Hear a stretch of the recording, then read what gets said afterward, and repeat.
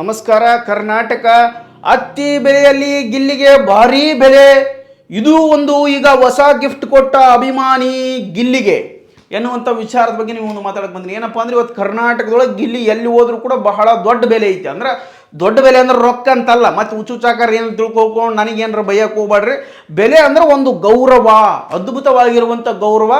ಏನು ನೋಡ್ಬೇಕು ಅಬ್ಬಾಬಾಬಾಬಾ, ಜನ ಹತ್ತಿ ಬೆಲೆ ಕೊಡುವಾಗೇನು ಹತ್ತಿ ಬೆಲೆ ಈಗ ಆಲ್ರೆಡಿ ಹಿಂದಕ್ಕೊಂದ್ಸರಿ ಹೋಗಿದ್ದ, ಯಾವಾಗ ಈ ಸ್ಕೂಲ್ ಫಂಕ್ಷನ್ಗೆ.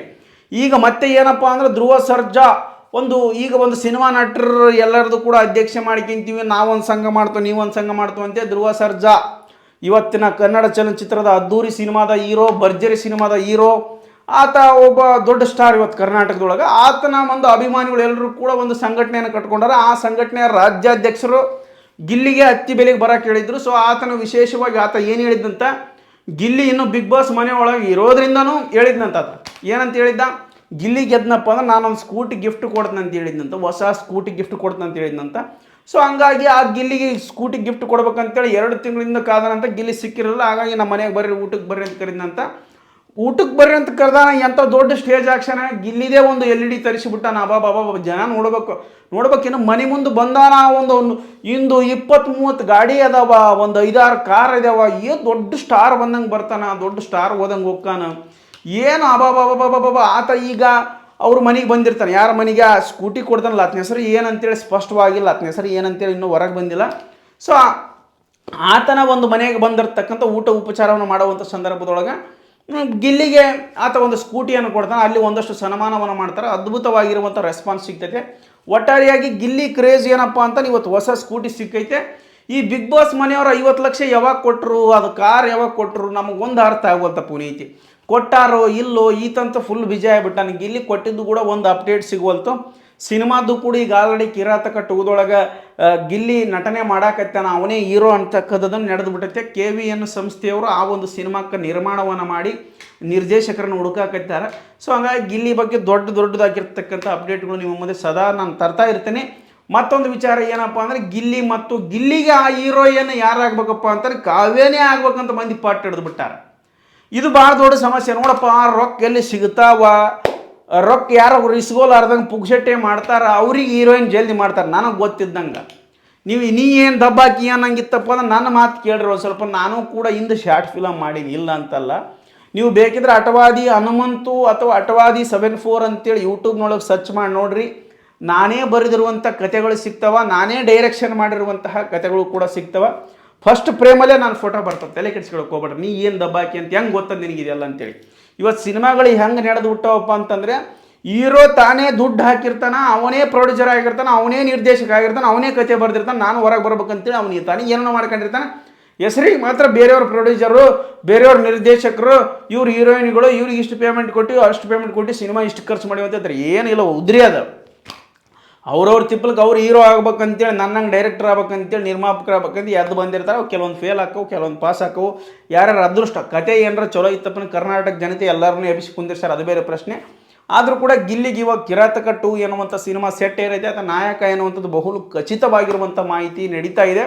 ಆದರೂ ಕೂಡ ಆ ಒಂದು ಸಿನಿಮಾಕ್ಕೆ ಕಾವ್ಯನೇ ಹೀರೋ ಆಗ್ಬೇಕಂತಕ್ಕಂಥ ಜನರ ಅಭಿಪ್ರಾಯ. ಎಷ್ಟು ಕಾವ್ಯ ಗಿಲ್ಲಿ ಫ್ಯಾನ್ಸ್ ಕ್ರೇಜ್ ಐತಪ್ಪ ಅಂದ್ರೆ ಅದು ಹೇಳಾರ್ದಷ್ಟು. ಈ ಯಶ್ ರಾಧಿಕಾ ಇವ್ರು ಹೆಂಗೆ ಟ್ರೆಂಡ್ ಆಗಿದ್ರು ಒಂದು ಕಾಲದೊಳಗೆ, ರಾಧಿಕಾ ಸಿಕ್ಕ ಮ್ಯಾಗ ಯಶ್ ಭಾಳ ಮಟ್ಟಿಗೆ ದೊಡ್ಡ ಮಟ್ಟಿಗೆ ಬೆಳೆದಾನಂತ ಹೆಂಗೆ ಸುದ್ದಿ ಆಗೈತೋ, ಅದ್ರಂಗೆ ಗಿಲ್ಲಿಗೆ ಕಾವ್ಯ ಸಿಕ್ಕರನ್ನ ದೊಡ್ಡ ಮಟ್ಟಿಗೆ ಹೆಸರು ಹಾಕನಂತಕ್ಕಂಥ ಟ್ರೆಂಡ್ ಶುರುವಾಗಿಬಿಟ್ಟೈತಿ. ಎಲ್ಲಿ ಹೋದ್ರೂ ಗಿಲ್ಲಿ ಕಾವ್ಯ ಅಣ್ಣ ಅತ್ತಿಗೆ ಅಂತ ಒಬ್ಬವನು ಟೈಟ್ಲ ಹಾಕ್ಬಿಟ್ಟಾನ. ಅದಕ್ಕೆ ಒಬ್ಬನು ತನ್ನ ಲಾರಿಗೆ ಅಣ್ಣ ಅತ್ತಿಗೆ ಅಂತೇಳಿ ಫೋಟೋ ಹಾಕ್ಸಿಬಿಟ್ಟ. ನನಗೆ ಕೌಡತ್ತಿ ಹೋಗ್ಬಿಟ್ಟತಿ, ಇವ್ರದ್ದು ಎಷ್ಟು ಕ್ರೇಜ್ ಐತೋ ಮಾರಾಯ ಅಂತೇಳಿ. ಒಟ್ಟಾರೆಯಾಗಿ ಗಿಲ್ಲಿ ಕ್ರೇಜ್ ಏನಪ್ಪ ಅಂತ ಇವತ್ತು ಎಲ್ಲ ಕಡೆ ಈ ರಾಮಾಚಾರ್ಯದು, ಆಮೇಲೆ ಲವ್ ಮ್ಯಾಕ್ಟಲ್ ಸಿನಿಮಾದ್ದು ಒಂದೊಂದು ರೀತಿ ಫೋಟೋಸ್ ಎಡಿಟ್ ಮಾಡ್ತಾರೆ. ಇವು AI ಬಂದ್ಬೇಕಂತ ತಿಳ್ಕೊಳ್ಳೋದಂಗೆ ಆಗ್ಬಿಟ್ಟಿನಿ ನಾನು. ಯಾವುದು ಚಲೋದು, ಯಾವುದು ಸತ್ಯೋ, ಯಾವುದು ಸುಳ್ಳು, ಅವನು ತಲೆ ಕೆಟ್ಟು ಗೊಬ್ಬರ ಆಗಿಬಿಟ್ಟದ ನನಗೆ.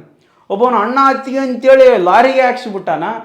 ಇವು ಉಳ್ಕಿಯೋದು ನೋಡ್ತೇವೆ ಎಲ್ಲ ಸಿನಿಮಾ, ಯಾವ್ಯಾವ ಸಿನಿಮಾ ಹಿಟ್ ಆಗ್ಯಾವ ಎಲ್ಲವೂ ಈ ರಾಧಿಕಾ ಯಶ್ ಅವ್ರು ಏನೇನು ಫೋಟೋ ಹಿಡಿದ್ರೆ ಆ ರೀತಿ ಫೋಟೋಸ್ ಎಲ್ಲ ತೆಗಿಯಕ್ಕೆ ಹಚ್ಚಿಬಿಟ್ಟವು. ಆ ಗೂಗ್ಲಿ ಸಿನಿಮಾದ್ದು, ಲವ್ ಮ್ಯಾಕ್ಟಲ್ ಸಿನಿಮಾದ್ದು, ರಾಮಾಚಾರಿ ಸಿನಿಮಾದ್ದು, ಯಾವುದ್ಯಾವುದೋ ಒಟ್ಟು ಎಡಿಟ್ ಮಾಡೋದು, ಇದ್ರೊಳಗೆ ಎಡಿಟ್ ಮಾಡೋದು, ಇಬ್ಬರನ್ನ ಕುಂದಿಸ್ಬಿಡೋದು, ಫೋಟೋ ಬಿಟ್ಬಿಡೋದು. ನಾವು ತಿಕ್ಕೊಳಿದ್ದಂಗೆ ಇದು ಕರೆವು ಸುಳ್ಳು ಅಲ್ಲ, ಸುಳ್ಳು ಅಂತ ಗೊತ್ತಿರ್ತದೆ, ಆದ್ರೆ ಮನುಷ್ಯನ ನೋಡಕ್ಕೆ ಚಂದ ಅನಿಸ್ತಿರ್ತದೆ ಅವರಿಬ್ಬರು ಜೋಡಿ. ಸೊ ಹಂಗಾಗಿ ಕಿರಾತಕ ಸಿನಿಮಾಕ್ಕೆ ಯಾರ ಹೀರೋಯಿನ್ ಆಗಲು ಮಾಡಲು ಕನ್ನಡ ಸಿನಿಮಾವನ್ನು ಬೆಳೆಸೋದು ಕಲೀರಿ. ಗಿಲ್ಲಿಯನ್ನು ಇನ್ನೂ ದೊಡ್ಡ ಮಟ್ಟಿಗೆ ಎತ್ಕೊಂಡು ಹೋಗ್ಬೇಕು, ನಾವು ಎಬ್ಬಿಸ್ಬೇಕು. ಹಳ್ಳಿ ಪ್ರತಿಭೆ, ಅದ್ಭುತವಾಗಿರುವಂಥ ಪ್ರತಿಭೆ. ಆತನಲ್ಲಿ ಡೈರೆಕ್ಟ್ರು ಅದಾನ, ನಿರ್ಮಾಪಕನೂ ಅದಾನ. ನಿರ್ಮಾಪಕ ಅಂದ್ರೆ ದುಡ್ಡು ಹಾಕೋರು ನಿರ್ಮಾಪಕ ಇಲ್ಲ, ನಿರ್ದೇಶಕ ಅದಾನ, ಮತ್ತು ಒಬ್ಬ ದೊಡ್ಡ ಸಾಹಿತಿ ಅದಾನ, ಒಬ್ಬ ದೊಡ್ಡ ಕಲಾವಿದ ಅದಾನ, ದೊಡ್ಡ ಕಾಮಿಡಿಯನ್ ಅದಾನ, ದೊಡ್ಡ ಹೀರೋ ಅದಾನ, ದೊಡ್ಡ ಎಮೋಷ್ನಲ್ ಆ್ಯಕ್ಟರ್ ಅದಾನ. ಸೊ ಹಂಗಾಗಿ ಆತನಲ್ಲಿ ಸಕಲ ಕಲಾ ವಲ್ಲಭ ಅಂತೇಳಿ ಕರಿಬೋದು. ಆತನಲ್ಲಿರುವಂಥ ಪ್ರತಿಭೆಗೆ ನಾವೆಲ್ಲರೂ ಕೂಡ ಗೌರವ ಕೊಟ್ಟು ಅದನ್ನು ಬೆಳೆಸ್ಬೇಕಂತಕ್ಕಂಥದ್ದು ಅಷ್ಟೇ ನನ್ನ ವಿಚಾರ. ಅದು ಕಾವ್ಯಾರ ಆಗಲಿ, ಹೀರೋಯಿನ್ ಮತ್ತೊಬ್ಬ ದಿವ್ಯಾರ ಆಗಲಿ, ಭವ್ಯಾರ ಆಗಲಿ, ಶಿವ್ಯಾರ ಆಗಲಿ, ಯಾರಾಗಲಿ, ನಿಮ್ಗೆ ಯಾಕೆ ಬೇಕಾಗೈತಿ? ಕಾವ್ಯ ಆದರೆ ಸ್ವಲ್ಪ ಜೋಡಿ ಚೆನ್ನಾಗಿರ್ತದೆ, ನಿಮ್ಮ ಅಭಿಪ್ರಾಯ ಇದ್ದಂಗೆ ನನ್ನ ಅಭಿಪ್ರಾಯನ ಐತಿ. ಬಟ್ ಏನಪ್ಪ ಅಂದ್ರೆ ಮತ್ತು ನಿರ್ಮಾಪಕಕ್ಕೆ ಬೇಕಿರ್ಬೇಕಲ್ಲ. ಆಕೆ ಭಾಳ ಏನಾರು ದುಡ್ಡು ಕೇಳಿಲ್ಲಪ್ಪ ಎಲ್ಲಿದ್ದು ಕೊಡ್ತಾನೆ ಆತಗೆ. ಸಣ್ಣ ಸಿನಿಮಾ ಗಿಲ್ಲಿಗೆ ಇಟ್ಟಾಗುತ್ತದೆ ಬಿಡು, ರೊಕ್ಕ ಬರ್ತದೆ. ಆದರೆ ಅವ್ರು ರೊಕ್ಕ ಖರ್ಚು ಮಾಡ್ಕೊಳ್ಳೋದಂಗೆ ಸಣ್ಣ ಮಟ್ಟಿಗೆ ಖರ್ಚು ಮಾಡಿ ದೊಡ್ಡ ಮಟ್ಟಿಗೆ ರೊಕ್ಕ ಮಾಡ್ಬೇಕಂಬ ಭಾಳ ಅದ ನಮ್ಮ ಕನ್ನಡದೊಳಗೆ. ಸೊ ಹಂಗಾಗಿ ಇದನ್ನೆಲ್ಲ ತಲೆ ಕೆಡಿಸ್ಕೊಳಕ್ಕೆ ಹೋಗ್ಬೇಡ್ರಿ. ಯಾರು ಹೀರೋಯಿನ್ ಆದ್ರೂ ಗಿಲ್ಲಿ ಹೀರೋ ಆಗಿರ್ತಾನೆ, ಆ ಮಟ್ಟಿಗೆ ಸಿನಿಮಾ ನೋಡ್ಬೇಕು ನಾವು. ಆ ಸಿನಿಮಾ ನೋಡಿ ಗಿಲ್ಲಿಗೆ ಶುಭ ಹಾರೈಸೋಣ, ಗಿಲ್ಲಿ ಗೆದ್ದು ಬರ್ಬೇಕಂತ ಹೇಳ್ತಾ ಕಿರಾತಕ 2 ಸಿನಿಮಾಕ್ಕೂ ಕೂಡ ಶುಭವಾಗಲಿ.